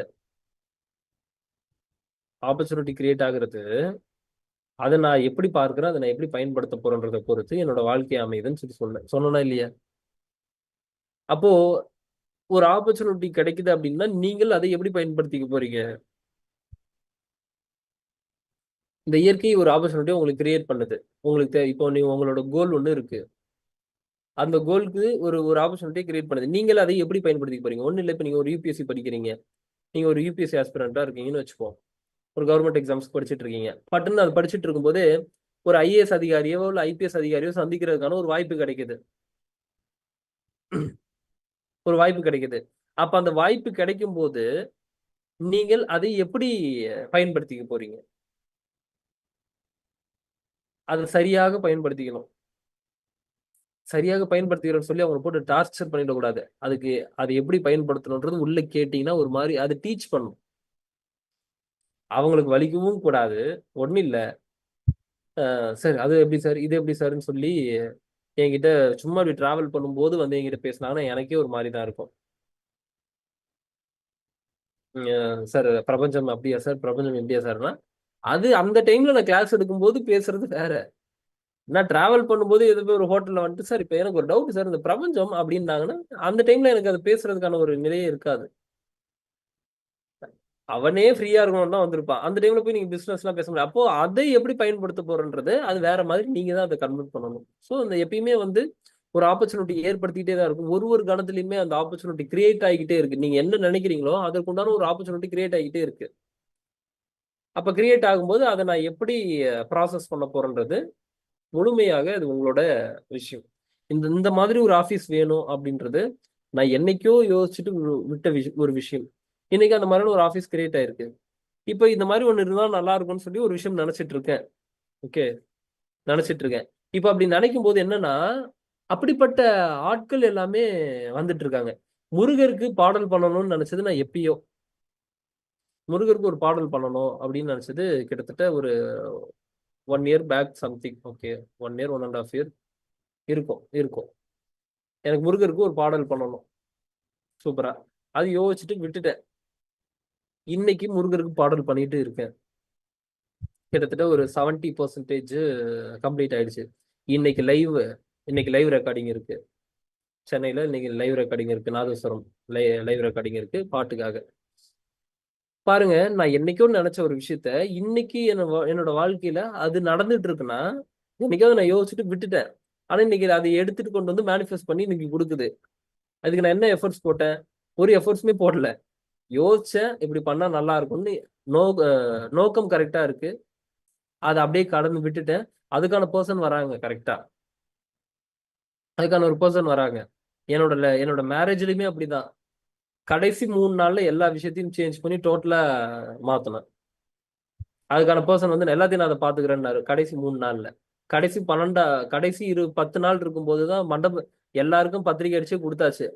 ஆனா அந்த இடத்துல மண்டபத்துக்கு வெளியே அது இதுன்ட்டு எல்லாம் கார்பரேஷன் ஆஃபீஸ் எல்லாமே ரோடு ஒர்க் பண்ணும்போது டோட்டலா நோண்டி போட்டாங்க. பார்க்கிங் இருக்காதுன்றதுக்காக வேற ஒரு இடத்துல லாஸ்ட் 10 நாள்ல இன்னொரு மண்டபத்துக்கு சேஞ்ச் பண்றேன்.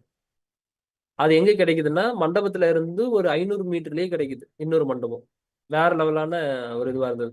நான் என்ன நினைச்சனோ அதை விட 200 மடங்கு 300 மடங்கு எனக்கு பெட்டரா அமைஞ்சது. அதை விட செம்ம பெட்டரா அமைஞ்சது. இப்ப வரைக்குமே கல்யாணத்துல சாப்பிட்டவங்க இப்ப வரைக்கும் முந்தா நேத்து அந்த ஜின் படத்தோட மீட்டிங் போயிருக்கோம், ட்ரெய்லர் ரிலீஸ் போயிருக்கோம். போயிட்டு வெளியே வரும்போது ஃபாலோவர் எல்லாம் நிக்கிறாங்க. சார் உங்களோட கல்யாணத்துல சாப்பிட்ட சாப்பாடுன்னு இப்ப வரைக்கும் பார்த்த உடனே சாப்பாடை பத்தியா பேசுவாங்க. ஆனா அப்படி நின்றுருக்கு. அப்போ அவ்வளோ ஒரு சிறப்பான விஷயங்கள் நடந்தது. அப்ப என்னன்னா நோக்கம் சரியாக இருந்து நீங்க பயணிக்கிறீங்க அப்படின்னா அதற்குண்டான ஒரு ஆப்பர்ச்சுனிட்டியை அதுவே எடுத்துட்டு வந்து கொடுக்கும். அது எப்படி அமையும்லாம் கேட்காதீங்க. உங்களோட அலைன்மெண்ட் கரெக்டா இருந்துச்சுன்னா அப்படிப்பட்ட ஒரு பர்சனை எடுத்துட்டு வந்து கொடுக்கும். அப்ப அந்த ஆப்பர்ச்சுனிட்டி நீங்க கரெக்டா நீங்க பயன்படுத்திக்கணும். அப்புறம் டெய்லியும் விஷுவல் பண்ணுங்க. நடக்கக்கூடிய விஷயத்த ட்ரஸ்ட் பண்ணுங்க. இதெல்லாம் நம்மளோட லைஃப்ல வந்து நடக்கும் அப்படின்றத ட்ரஸ்ட் பண்ணுங்க. நீங்களே இந்த சைடு கேட்டு அதெல்லாம் நடக்குமா அப்படின்னா நடக்காது. நடக்கவே நடக்காது. என்கிட்ட கேட்டாங்க 7 நாள் கிளாஸ் அட்டன் பண்ணா நடந்துருமா அப்படின்னாங்க.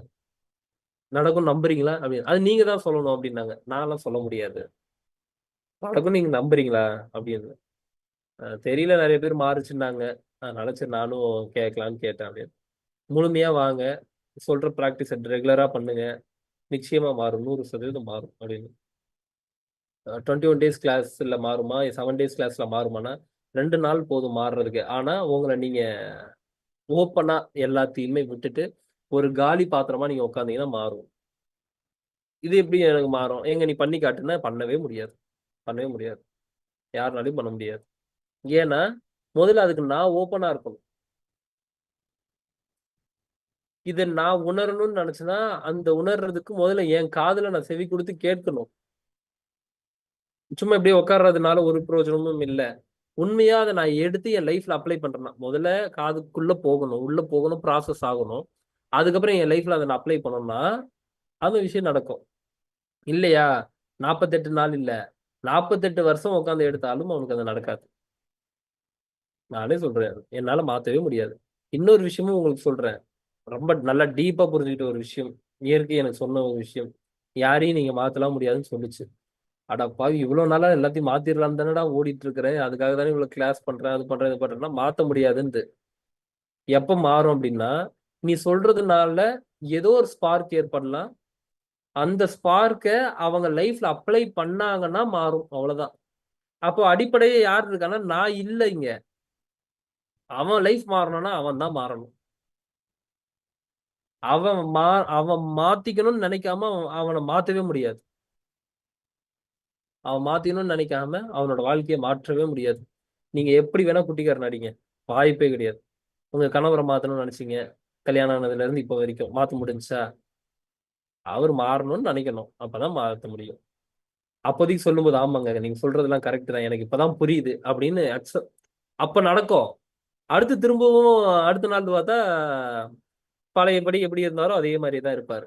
ஏன்னா தோணுச்சு, ஆனா திரும்பவும் ரிட்டர்ன்ல அதை நான் மாத்திக்கிறதுக்கு எதுவும் முற்படல. நடக்கவே நடக்காது, கடைசி வரைக்கும் நடக்காது வாழ்க்கையில. கடைசி வரைக்கும் அப்படித்தான். அப்ப என்ன, நான் ஒரு கட்டத்துக்கு மேல பார்த்தேன், டே இவனுகிட்ட எல்லாம் சொல்லி எல்லாம் புரிய வைக்க முடியாது, அவன் வாழ்க்கைய அவன் வாழ்ந்துட்டு போட்டோம் விட்டுருன்னு விட்டுறேன். அவனுக்கே எப்ப தோணி அதை மாறணுமோ மாற்றம். சொல்ல வேண்டிய கடமை நம்மளோட கடமை. இப்ப நீங்க சொன்னீங்களே சுபாஷினி, உங்களதான் பட்டு ஞாபகத்துக்கு வருது. சொல்ல வேண்டிய கடமை நம்மளோடது. அதுக்கு இறைவன் என்ன விதிச்சிருக்கிறாரு. அந்த 100 பேருக்கு நான் பேசுறேன்னா 100 பேருக்கு நான் பேசல. உள்ள இருக்க 100 பேர் இருக்கா, 300 பேர் இருக்காங்கன்னா 300 பேருக்கு இப்ப நான் டைரக்ட் கிளாஸ் போறேன் அப்படின்னா, இப்ப மக்களை சந்திக்கிறேன் அப்படின்னா 300 பேருக்கு நான் பேசல. அந்த 300 பேர்ல இந்த வசீகரன் மாதிரி, அந்த அத்தனை ரோபோட்ல வசீகரன் ஒருத்தர் இருப்பார்ல, அந்த மாதிரி அந்த 300 பேர்ல ஒரு 2 பேர் மட்டும் எவனோ உள்ள மறைஞ்சிருப்பான். அது இயற்கை உள்ள அவனை கொண்டு வந்து வச்சிருக்கான். அந்த 2 பேருக்கு தான் நான் பேசுறேன். அந்த 2 பேருக்கு தான் நான் பேசுறேன். ஆனா அந்த 300 பேர் சும்மா உட்காந்துருப்பான். அவனோட லைஃப்ல என்னைக்காவது திரும்பவும் அன்னைக்கு ஏதோ ஒன்று விஷயம் சொன்னார்ல அப்படின்னு வேற என்னைக்காவது யோசிக்கிறதுக்கு ஒரு வாய்ப்பு இருக்கும். அதனால அவனும் அங்க உட்காந்துருப்பான். சொன்ன உடனே அவன் லைஃப் மாறி இருக்காது. அதுக்கு திரும்ப இன்னொரு 30 வருஷம் எடுக்கும். அதை ரியலைஸ் பண்றதுக்கே 30 வருஷம் எடுக்கும். பல பேர் வந்து அழுது இருக்காங்க என்கிட்ட சொல்லி, இப்பதான் தம்பி புரியுது, என் மொத்த வாழ்க்கையும் முடிய போற நேரத்துல ஒரு 50 வயசு 60 வயசுல இந்த ஒரு விஷயத்த புரிகிறது இப்பதான் புரியுது. இப்ப நீங்க சொல்லி கொடுத்ததுக்கு அப்புறம் தான் எனக்கு இதெல்லாம் புரியுது தெரியுதுன்னு அவங்க சொல்றாங்கன்னா, அதை ப்ராசஸே பண்ணது இல்லைன்ற. கேக்குறாங்க, அப்படியே கவனிச்சுட்டு விட்டுட்டு போயிடுறாங்க. என்ன நடந்திருக்குன்னு ப்ராசஸ் பண்ணாங்கன்னா எல்லாமே புரியும். சும்மா கேட்பாங்க, நீங்க என்ன எடுப்பீங்க கிளாஸ்ல, சும்மா லிங்க் அனுப்பி விட்டு வாங்க அப்படின்னு. உள்ள வந்துட்டு என்னங்க எதுவுமே எனக்கு ஒரு ஏதோ ஏதோ பேசுறீங்க, இத்தனை பேர் சூப்பரா இருக்குன்றாங்க, அப்படி இருக்குன்றாங்க, இப்படி இருக்குன்றாங்க, எனக்கு அது ஒண்ணுமே புரியல அப்படின்னா, 21 நாள் ப்ராசஸே 7 நாள் ப்ராசஸும் ஒரே நாள்ல நீங்க தெரிஞ்சுக்கணும்னு நினைச்சா எப்படி? இதுக்கு முன்னாடி அதை பத்தி நீங்க திங்க் பண்ணதும் கிடையாது, இந்த மாதிரிப்பட்ட ஒரு வாழ்க்கை இருக்கான்றதும் தெரியாது. நேத்து ஒருத்தவங்க சந்திச்சேன். சந்திக்கும் போது எனக்கு இதெல்லாம் வந்து ஒரு மாதிரி புதுசா இருக்கு அப்படின்னா, என்ன ஏதோ சொல்லிட்டு இருக்கீங்க எனக்கு புரியவே இல்லை அப்படின்னாங்க. உட்கார வச்சு ஒரு 4 கேள்வி கேட்டேன். இதுக்கு முதல்ல பதில் சொல்லுங்க, இதுக்கு பதில் சொன்னீங்கன்னா அந்த கேள்விக்கு உண்டான, நீங்க கேட்கறதுக்கு உண்டான பதில் அதுலயே இருக்கு அப்படின்னு கேள்வி கேட்டேன். இப்படிலாம் என் லைஃப்ல இதுக்கு முன்னாடி நான் திங்கே பண்ணதில்லை. ஆனா செம்ம பக்தி, சரியான பக்தி, இறைவன் மீது சரியான பக்தி. ஆனா இப்படிப்பட்ட ஒரு பெர்ஸ்பெக்டிவ்ல அவங்க திங்கே பண்ணல. அப்போ அது மாதிரியான ஒரு சிந்தனை இங்க கேள்வி பிறந்தாதான் பதில் பிறக்கும். அப்படிப்பட்ட ஒரு கேள்வி வரலன்னா இங்க பதிலே பிறக்காது. ஏன் இதை நான் பண்ணணும்னு எனக்கு ஒரு கேள்வி வரும்போதுதான் அங்க அதுக்குண்டான ஒரு பதில் என்ன தேடி வருது. போறாங்க, எனக்கு பார்க்க ஒரு ஒரு விஷயத்தையும் பார்க்கும்போது எதுக்கு இது பண்றான், எதுக்கு இது பண்றான், எதுக்கு இது நடக்குதுன்னு எனக்கு ஒரு கேள்வி வருது. எல்லாம் ஹிஸ்டரியை பத்தி பேசுறாங்க, நீ ஹிஸ்டரி தெரிஞ்சுக்கணும், ஹிஸ்டரி தெரிஞ்சுக்கணும்னு சொல்லி சொல்றாங்க. ஓகே, இந்த உலகத்துக்கு நான் வாழ்றதுக்கு ஹிஸ்டரி தெரிஞ்சுக்கணும். ஆனா ஹிஸ்டரியே உண்மை இல்லையன்றதுதான் உள்ள சொல்லுது. ஹிஸ்டரியே உண்மை இல்லைன்றதுதான் சொல்லுது. ஒண்ணு இல்ல, நான் இப்ப பொய்யா ஒரு நியூஸ் பேப்பர்ல திருமாறன் கிட்டத்தட்ட 3 கோடி ரூபாய் வந்து அன்னதானத்துக்கு கொடுத்திருக்கிறாருன்னு நான் சும்மா ஒரு நியூஸ் போட சொல்லிட்டேன்னு வச்சுப்போம். ஹிஸ்டரியை பொறுத்த வரைக்கும் அன்னதானத்துக்கு 3 கோடி ரூபாய் இந்த வருஷத்துல திருமாறன் கொடுத்திருக்காரு. உண்மையா நடந்துச்சா? இல்ல. அப்ப ஹிஸ்டரியே பொய் தானே. உலகம் உருண்டைன்னு இப்ப கண்டுபிடிச்சான். அதுக்கு முன்னாடி உலகம் உருண்டைன்னவன கல்ல விட்டு எரிஞ்சாங்க. ஹிஸ்டரி அப்ப இருக்கக்கூடிய ஹிஸ்டரி என்னன்னா, உலகம் உருண்டை இல்ல, உலகம் இப்படி இருக்கக்கூடியது. அப்படின்னு சொல்லி சொல்லி கொடுத்தாங்க. அப்ப அன்னைக்கு ஹிஸ்டரி உலகம் இப்படி இருந்துச்சு. அப்ப உலகம் உருண்டன்னவன அடிச்சீங்க. இன்னைக்கு உலகம் உருண்டையா தானே இருக்கு. அப்ப என்னன்னா இப்படி இருந்தது இப்படி மாறல. ஆல்ரெடி இப்படிதான் இருந்தது. அவனை பொறுத்த வரைக்கும் அப்ப அவ்வளவுதான் லேர்ன் பண்ணியிருக்கான், அவ்வளவுதான் அவன் தெரிஞ்சுக்கிட்டான். அப்ப இங்க ஹிஸ்டரி பொய் தானே, அப்படிதான் எனக்கு தோணும். அதனால எனக்கு ஹிஸ்டரியில எல்லாம் உடன்பாடு கிடையாது. நம்ம ஜெயலலிதா அம்மா அவர்கள் எப்ப இறந்தாங்கன்னு தெரியாது, என்ன நடந்ததுன்றதும் தெரியாது. ஆனா ஒரு டேட்டு கொடுத்துறாங்க, அதபடி நீங்க ஹிஸ்டரிங்க இந்த டேட்ல தான் இறந்தாங்க, இதுதான் நடந்துச்சுன்னு நம்ம ஒண்ணு. ஆனா அதுக்கு பின்னாடி என்ன நடந்துச்சுன்னு தெரியுமா? இப்படி ஏகப்பட்ட விஷயங்கள் இருக்கு. ராஜராஜ சோழன் இதை கட்டினாரு அதை கட்டினாருன்னா அந்த இடத்துல நான் இருந்து பார்க்கல. அதுல இருந்து என்ன எடுத்துக்க முடியுமோ அதை மட்டும் நான் எடுத்துக்கிறேன். டேக்அவே என்ன அதுல இருந்து, அந்த டேக்அவேவை நான் எடுத்துக்கலாம். ஹிஸ்டரியை அப்படியே வந்து இது பண்ணா அது இங்க தேவைப்படுது அவ்வளவுதான், உலகத்திற்கு தேவைப்படுது அவ்வளவுதான். ஆனா அந்த ஹிஸ்டரியை எடுத்து வச்சுட்டு என்னோட ஆன்மீக பயணத்துக்கு அப்படின்றதுலாம் சரியில்லை, அங்க இருக்காது, கரெக்டா இருக்காது. அப்ப அதுலயே எனக்கு உடன்பாடு கிடையாது. அப்ப என்னன்னா இங்க எல்லாமே நம்மளுக்கு இங்க தப்பா டீச் பண்ணப்படுது. இதுதான் சரி அதுதான் சரின்றது என்னை பொறுத்த வரைக்கும் சரி தவறு எதுவுமே இல்லை. அந்த அந்த டைம்ல என்ன உங்களுக்கு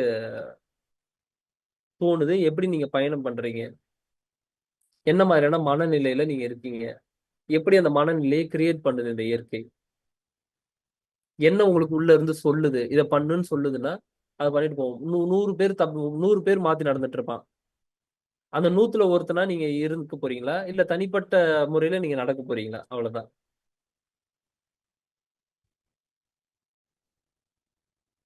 அப்போ ஒரு ஒரு விஷயமும் இங்க இயற்கை அதற்குண்டான ஒரு ஆப்பர்ச்சுனிட்டியை கிரியேட் பண்ணுது. அதற்கு நன்றியாக இருந்து நம்ம கடந்து போகும்போது உங்களோட மேனிஃபெஸ்டேஷன் இந்த ரியாலிட்டி இந்த உங்களோட உலகத்துல இது நடக்க ஆரம்பிக்குது. ஏகப்பட்ட எக்ஸாம்பிள்ஸ் இந்த மாதிரி என்னால கொடுக்க முடியும், ஏகப்பட்ட எக்ஸாம்பிள் கொடுக்க முடியும். அப்போ இந்த கேள்வி ஏன் பிறக்குது அப்படின்னா, எனக்கு கேள்விகள் கேட்க கேட்க எனக்கு பதில் வருது. இப்ப போறேன் ஒரு எங்க எங்க அம்மா ஃபுல்லா பக்தி. போவாங்க இந்த கோவில்ல ஒரு ஒரு 10 நிமிஷம், அந்த கோயில்ல ஒரு 10 நிமிஷம், அந்த கோயில்ல ஒரு 10 நிமிஷம் போவாங்க, விளக்கு போடுவாங்க, ஏத்திட்டு வருவாங்க. பக்தி, கண்மூடித்தனமான பக்திக்கு நிச்சயமாக இறைவன் அருள் செய்வார், அதுல எந்த மாற்று கருத்தும் கிடையாது. அங்க பக்திக்கு பின்னாடி நம்ம கால்குலேட்டே பண்ண முடியாது, எதுக்கு இதை பண்றீங்க எதுக்கு அதை பண்றீங்கன்னு. கண்மூடித்தனமான பைத்தியக்கார நிலையில தான் இருக்கும், அதான் பக்தி. ஆஹ் கண்ணப்ப நாயனார் எப்படி போய் பன்றிக்கறி வச்சு வணங்கிட்டு வந்தாரோ, இந்த சைடு வரும்போது சைவத்தை வச்சு வணங்கிட்டு வந்தாங்களோ.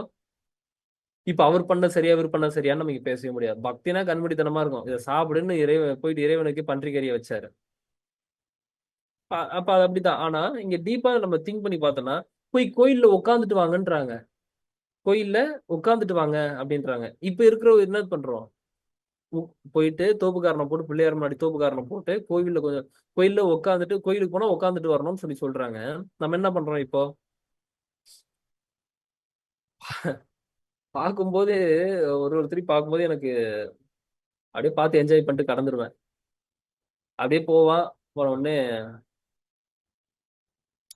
அப்படின்வான், அங்கேயே ஒரு ரொட்டேட் பண்ணுவான். எதுக்கு ரொட்டேட் பண்றான்னு அவனுக்கும் தெரியாது. என்னடா இந்த இடத்துல நின்று என்னடா சுத்தி தேடிட்டு இருக்கிறீங்க, அப்படியே ஒரு ரொட்டேஷனு, அப்படியே ஒரு அப்படின்னா பாத்திருக்கீங்களா? ஃபுல்லாலாம் உட்கார மாட்டான், இப்படி வச்சுப்பா, வெறும் தலையை மட்டும் ஆட்டுவான். இதுல என்ன நடக்குது? ம்? இதுல என்ன நடக்குது? தோப்பு காரணம் போடுறதுக்கு பின்னாடி சயின்டிபிக்கா நிறைய காரணம் இருக்கு, அதனால அதை பண்ண சொன்னாங்க. ஆனா அத ஏதோ இப்படி பண்ணணும் போலன்ட்டு அது அது ஏதோ நடக்கணும்னு நடக்குது. அப்படி இருந்தா ஒரு பிரயோஜனம் இல்லை. அதுக்கு நீ தோப்புக்காரன் போட்டேன்னா போடலன்னா நான் இப்ப த இறைவன் முன்னாடி தப்பு பண்ணிட்டு நான் தோப்புக்காரமா போடுறேன். இப்படி இப்படி பிடிக்கும் போது பல நரம்புகள் ஆக்டிவேட் ஆகுது. இப்படி உட்காந்து எந்திரிக்கும் போது ஒரு மாதிரியான ஒரு பூஸ்டப் உங்களுக்கு கிடைக்கும். அதே மாதிரி வந்து பாத்தீங்கன்னா இப்படி கை கட்டு, கை கட்டி வாயில விரல் வை அப்படின்னுவாங்க அந்த காலத்துல, பாத்துறீங்களா? கை கட்டு அப்படின்னுவாங்க ஸ்கூல்லயோ, இல்ல ஏதோ ஒரு தவறு பண்ணிட்டுலாம் கை கட்டு அப்படின்னா, இப்படி கை கட்டினா மனம் நிற்கும். இதுக்கு முன்னாடி அவ்வளவு காரணம் இருக்கு. இப்படி கை கட்டினீங்கன்னா மனம் நிற்கும். அப்ப என்னன்னா ஒண்ணுத்துல ஃபோக்கஸ் பண்றதுக்கு கை கட்ட சொல்லுவாங்க.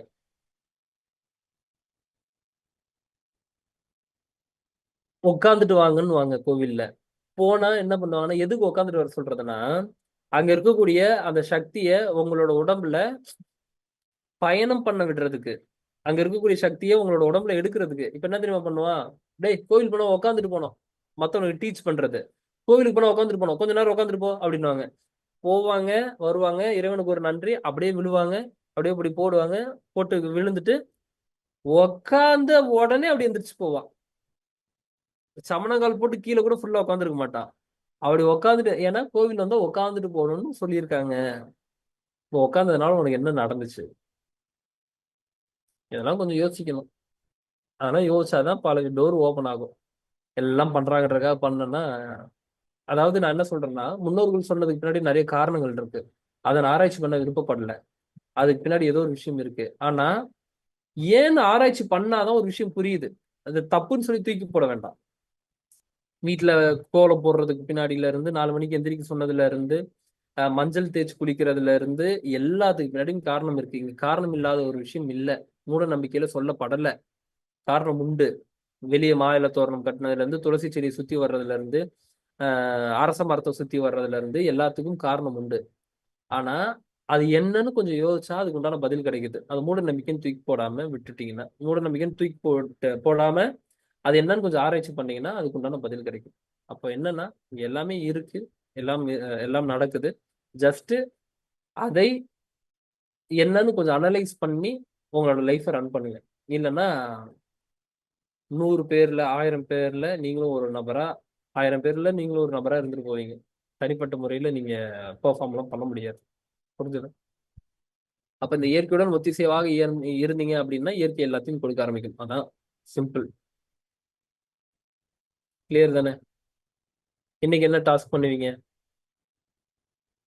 இன்னைக்கு என்ன டாஸ்க் உங்களுக்கு? இன்னைக்கு என்ன டாஸ்க் உங்களுக்கு? எத்தனை விஷயத்திற்கு, ஓகே, எத்தனை விஷயத்திற்கு நன்றி எழுதுனீங்கன்னு சொல்லி எனக்கு கொடுக்கணும். இந்த விஷயத்துக்குலாம் வந்து நான் நன்றி எழுதினேன், இத்தனை விஷயத்துக்கு நான் நன்றி எழுதினேன் அப்படின்னு சொல்லி உங்களோட நன்றி எத்தனை விஷயத்துக்கு நடந்திருக்குன்றத நாளைக்கு கேட்பேன், சொல்லணும். கிளியர்? இன்னைக்கு நடந்த விஷயத்துக்கு, முன்னாடி இதுக்கெல்லாம் நான் நன்றி அப்படி சொல்லல. இன்னைக்கு நடந்த விஷயத்துக்கு, இன்னைக்கு நடந்த விஷயத்துக்கு. இப்ப போவேன், பட்டுன்னு யாரோ ஒருத்தர் என்னோட வாலெட் கீழே விழுந்திருக்கு, எடுத்துட்டு வந்து கொடுத்துருவாங்க, நன்றி சொல்லுங்க. அவங்ககிட்ட ஆத்மார்த்தமா சொல்லுங்க. இந்த மாதிரி ஒருத்தருக்கு நீ நன்றி சொன்ன. பாயிண்ட் 1. பாயிண்ட் 2, ஆஃபீஸ்க்கு போன உடனே லேட்டாக தான் இருந்தது, ஆனால் என்னோட மேனேஜர் வந்து அதெல்லாம் ஒன்றும் பிரச்சனை உள்ள போன்னு சொல்லி சொன்னார், அவருக்கு நன்றி. இந்த மாதிரி என்னென்ன மாதிரி விஷயங்கள்லாம் இருக்குன்றதுக்கு நன்றி. கிளியர்? எத்தனை பாயிண்ட்ஸ்ன்னு கேட்பேன். பண்ணும்போது என்ன மாதிரியான மனநிலை இருந்ததுன்னு கேட்பேன். நன்றிகள். மீண்டும் இறைவனார் நாளை தினம் சந்திக்கலாம். குருவே சரணம். ஏன் இதை வந்து இங்க பாருங்க, இப்போ நம்ம மெடிடேஷன் பண்ண வச்சுட்டு எனக்கு போக தெரியும். இந்த கிளாஸ்லாம் முடிச்சதுக்கப்புறம் நீங்களே போய் உங்க மெடிடேட் பண்ணீங்க, சும்மா கண்ணை முடி சும்மா உட்காருங்க. ஓகே, லாஸ்ட் டே எப்படி இருந்தாலும் உங்களுக்கு டீச் பண்ண போறேன், எப்படி மெடிடேஷன் பண்ண டீச் பண்ண போறேன். ஆனா இந்த உபதேசம்லாம் கொடுக்காம நான் ஜஸ்ட் மெடிடேஷன் மட்டும் பண்ண வச்சேன்னா நோ யூஸ். என்னை பொறுத்த வரைக்கும் நோ யூஸ். அதுக்கு உண்டான தெளிவை கொடுத்துட்டு மெடிடேஷன் பண்ண வச்சாதான் அங்க சிறப்பா இருக்கும். எனக்கு ரொம்ப ஈஸியான ப்ராசஸ் என்ன தெரியுமா? உங்களை கண்ணை மூடி உட்கார வச்சுட்டு ஒரு 10 நிமிஷம் உங்களை ஒரு மணி நேரம் கெயிட் பண்ணிட்டு போறது. எனக்கு மேட்ரே இல்லை, ரொம்ப சிம்பிள். எனக்கு இவ்வளோலாம் வந்து எனர்ஜி வேஸ்ட் பண்ணணுன்றது கிடையாது. ஆனா ஏன் உங்களை மெடிடேட் பண்ண வைக்கல அப்படின்னா, இதெல்லாம் நீங்க புரிஞ்சதுக்கு அப்புறம் நீங்களே அந்த மெடிடேஷன் அந்த ஸ்டேட்டுக்கு போவீங்க. அந்த மெடிடேட் ஸ்டேட்டுக்கு போவீங்க. அதை அப்ளை பண்ணும்போது மெடிடேஷன்ன்றது மனம் அமைதி பெறுதல், மனம் ஒரு இடத்துல லைட்ஸ் நிக்கிறது, ஒரு ஃபோக்கஸ் பண்றது. இதெல்லாம் பண்ணும்போது அது எல்லாமே மெடிடேஷன் தான். எல்லாமே மெடிடேஷன் தான். உட்காந்து பண்றது மட்டும் கிடையாது, நடந்துட்டு இருக்கும்போதும் பண்றது மெடிடேஷன் தான். விழிப்புணர்வு அதிகமாக மாற ஆரம்பிக்கும் போது அது தியானமாக மாற ஆரம்பிக்குது. அவ்வளவுதான். அப்ப என்னன்னா, என் லைஃப்ல இதெல்லாம் நடக்குது அப்படின்னு ஆல்ரெடி இருக்கக்கூடிய ஒரு விஷயத்த நீங்க எடுக்கிறீங்கல்ல, அது எப்படி எடுக்க முடியுதுன்னா நீங்க கவனத்துடன் இருக்கும்போது அதை எடுக்க முடியுது. சரி, இதுக்கெல்லாம் நம்ம நன்றி சொல்லாம போயிட்டுமே, சரி இந்த ஒரு விஷயம் நடக்குது, இதுக்கு நான் நன்றி சொல்றேன் அப்படின்னு அந்த இடத்துல அதை அப்ளை பண்ணும்போது உங்களுக்கு கவனம் உண்டாகுது. கவனம் உண்டாகும் போது அது தியானம். அப்ப இங்க தியானம் கண் மூடி உட்காந்து பண்றதுனால உங்களுக்கு ஒரு பிரயோஜனம் இல்லை. இருக்கு, இல்லைன்னு சொல்லல. ஆனா அது தெளிவு பெறாம பண்றதுன்றது நோ யூஸ். அதனாலதான் என்னோட கிளாஸ்ல எப்பயுமே தியானத்துக்குன்னு வரும்போது அதுக்கு ஒரு டைம் ஒதுக்குவேன். ஆனா அதிக உபதேசம் கொடுத்துட்டு பண்ண சொல்றதுக்கான காரணம்னா முதல்ல தெளிவு கொடுத்துடணும். அதுக்காக தான். கிளியர்? நன்றிகள். சொல்றதை அப்ளை பண்ணுங்க. நாளைய தினம் சந்திப்போம். இறைவனின் அருளால். Love you all. Take care. குருவேஸ்வர்.